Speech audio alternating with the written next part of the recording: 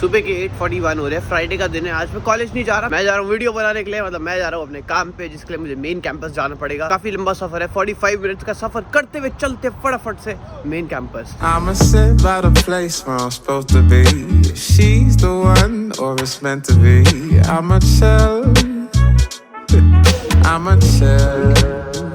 फिलहाल टाइम हो रहा है 9:22। तो मेरी 10 बजे एक कॉल होनी थी, तो मैंने उसके हिसाब से ये वाला काम उठा लिया था। मतलब कि 9:45 पे आऊंगा, कैमरा उठाऊंगा, 10:30 से रिकॉर्डिंग शुरू है, तो 10 बजे कॉल पे बात कर लूंगा। लेकिन जिससे कॉल होनी थी उसने मुझे सुबह 8 बजे ही फोन कर दिया। तो मुझे समझ नहीं आई ये बात कि ये 8 बजे क्यों फोन हो रहा है। तो मैंने तो उठाया ही नहीं। फिर मैंने बाद में, जब मैं रास्ते में बस में जा रहा था, तब मैंने दोबारा पूछा कि क्या सीन है, ऐसा क्यों हो गया। तो मैंने पूछा कि क्या 10 बजे का टाइम ठीक नहीं है, आपने पहले फोन कर दिया। उन्होंने कहा मेरे यहाँ तो 10:30 बज रहे अभी।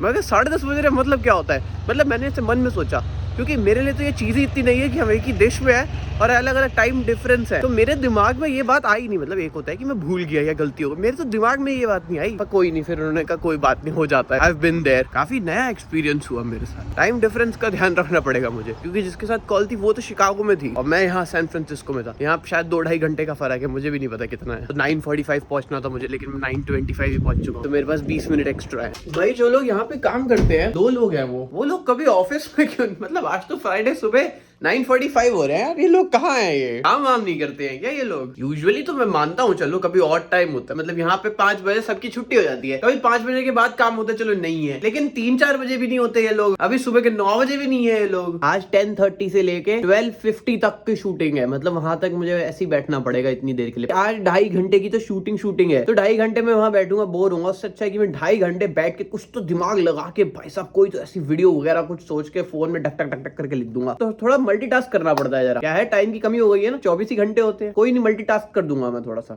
ऐसी क्या बात है यार। लोकेशन में लिखा है एजुकेशन 104, मैं इस टाइम यहाँ पे हूँ, ठीक है। तो एजुकेशन 104 में तो मुझे स्कूल ऑफ एजुकेशन ED इधर दिख रहा है। तो इधर एजुकेशन 104 इसके फर्स्ट फ्लोर, मतलब फर्स्ट इनका ग्राउंड फ्लोर होता है। देखो पूरे मैप में मुझे तो और कोई दिखा नहीं जो थोड़ा अप्रोप्रिएट नाम लगे। तो मेरे हिसाब से वही जगह है। मेरे हिसाब से देखो ये वाली बिल्डिंग है, पर इसमें ना एक वो होता है, फोन टैप करके तभी खुलते हैं ये दरवाजे, पर वो फोन टैप वाली जगह नहीं दिख रही है मुझे कहीं भी। ये शायद दूसरी एंट्री है। दूसरी एंट्री काम कर गई है मेरी। मुझे 104 ढूंढना है। इतनी शांति है भाई साहब, इतनी शांति है।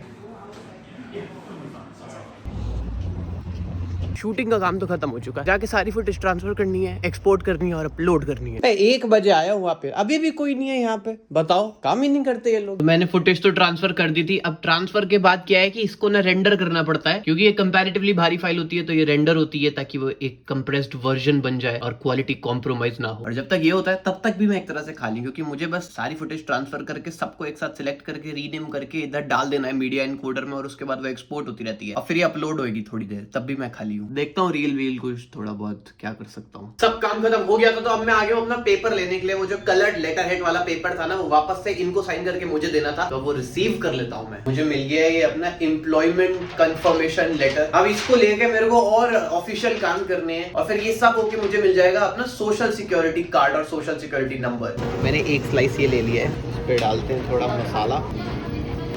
ये चीज होता है वैसे इनका, पता नहीं ऐसा चीज क्यों रखा होता है, पर डाल लेता हूँ मैं। एक स्लाइस पिज्जा ले लिया है मैंने। ये अपने आप में एक स्लाइस ही बहुत बड़ा है, और ये $5.70 का है, चिकन पिज्जा, साथ में टोबास्को sauce.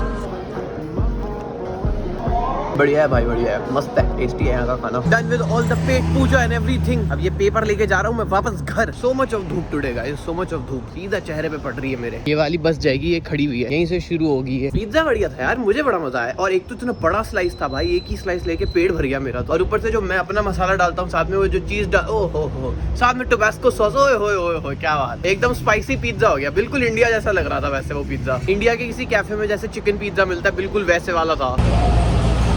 Alright guys, now I am home, और मैं सिर्फ ये पेपर रखने आया हूँ, वरना एज आई से कि मैं बाहर से बाहर ही निकल जाता, तो मैं बाहर से बाहर ही निकल जाता। पर कोई बात नहीं, मैंने ये पेपर रख लिया, अपना बेड ठीक कर दिया, तो बाहर से बाहर ही निकल जाते। लेकिन उससे पहले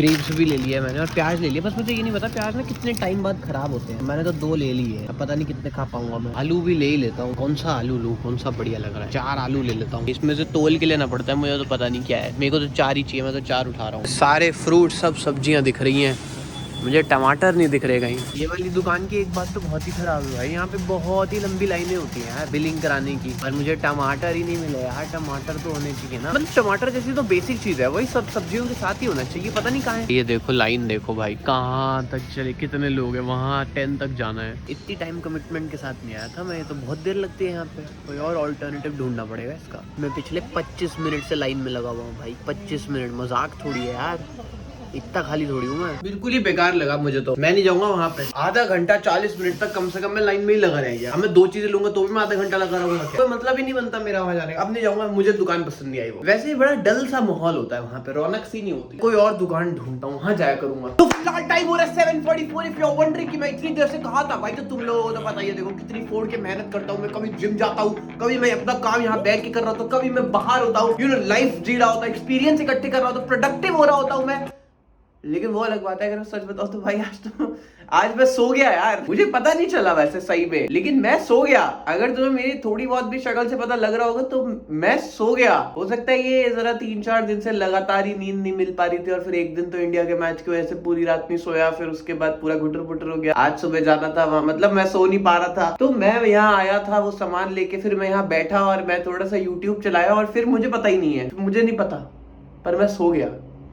लेकिन अब मुझे एकदम बचपन में कभी सो जाते थे स्कूल से आके, और पूरी शाम निकल जाती थी और अंधेरे में उठते थे, और एकदम फोमो होता था ना कि यार मैं खेलने जा सकता था, मैं क्या क्या कर सकता था। अब मुझे वो वाला फोमो हो रहा है। एनीवे, अब मुझे जिम विम जाना था, मैं जिम तो जा नहीं पाऊंगा क्योंकि लेट हो गया, और मुझे एक असाइनमेंट करना है जिसमें काफी भारी मात्रा में मेरा समय जाने वाला है, और व्लॉग एडिट करना है। तो ये सब चीजें तो देखो रुकेंगी नहीं, अब क्या कर सकते हैं, सो गया तो सो गया। अब तो कुछ वापस तो जा नहीं सकता। सो असाइनमेंट इज डन। ये कैलकुलेटर निकला हुआ है, देखो ये नोटबुक निकली हुई है, और अब मैं कर रहा हूँ अपना व्लॉग एडिट।